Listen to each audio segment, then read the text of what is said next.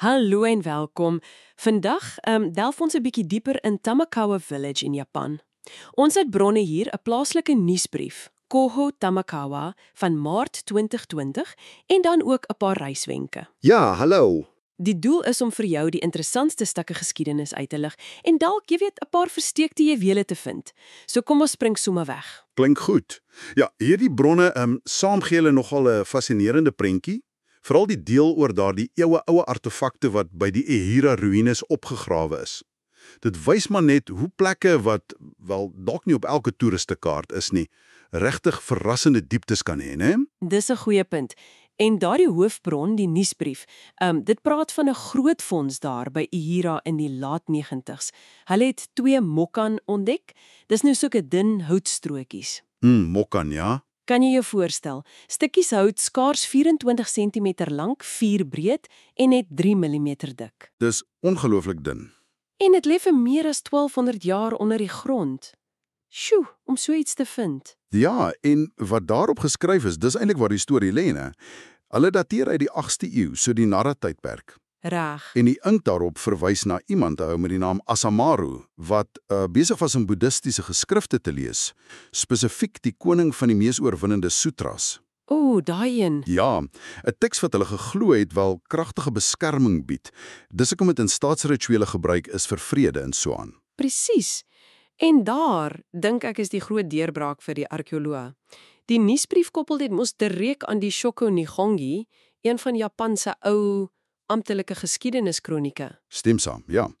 En daai kroniek sê keiser Shomu het in 743 na Christus beveel dat hierdie spesifieke sutras reg oor die land gelees moet word vir nasionale vrede.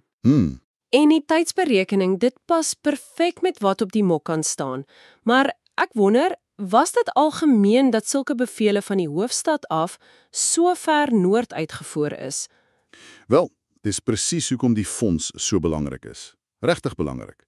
Volgens die bronne is hierdie mokkan die eerste fisiese bewys, die eerste tasbare ding. Regtig? Ja, wat wys dat die sentrale regering se invloed en daai boeddhistiese praktyke van die Nara-hoof wel tot so ver noord gestrek het, tot in die ou Mutsu-provinsie waar Tamakawa vandag is. So dit het regtig so ver gereik? Lyk so.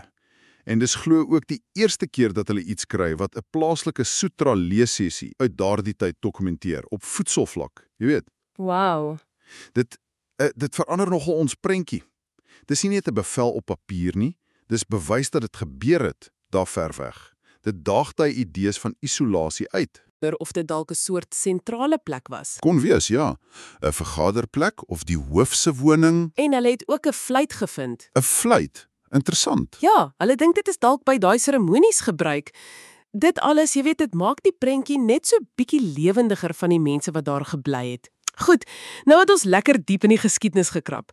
Kom ons kyk 'n bietjie na wat Tamakawa vandag vir 'n nuuskierige besoeker kan bied.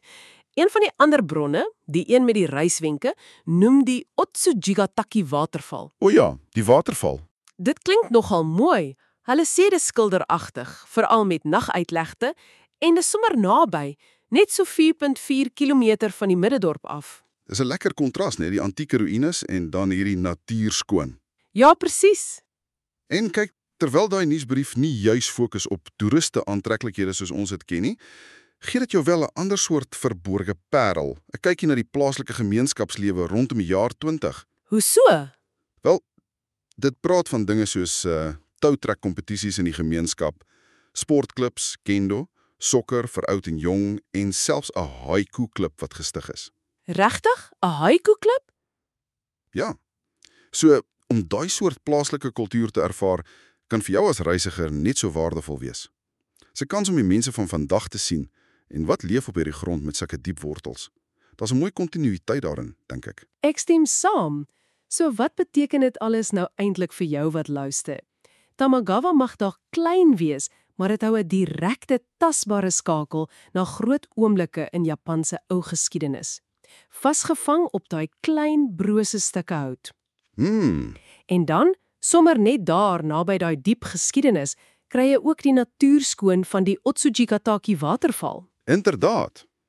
En ek dink hierdie bronne herinner ons net weer daaraan dat geskiedenis nie net in groot monumente of beroemde stede lê nie. Dit lê ook soms versteek onder die grond op onverwagse plekke. En dit leef voort in die alledaagse dinge, die ritmes van 'n gemeenskap vandag. Dis mooi gestel. En hier is dalk 'n laaste gedagte om saam te neem. Die naam Tamagawa, dit kom ook op ander plekke in Japan voor, né? Elkeen met sy eie storie.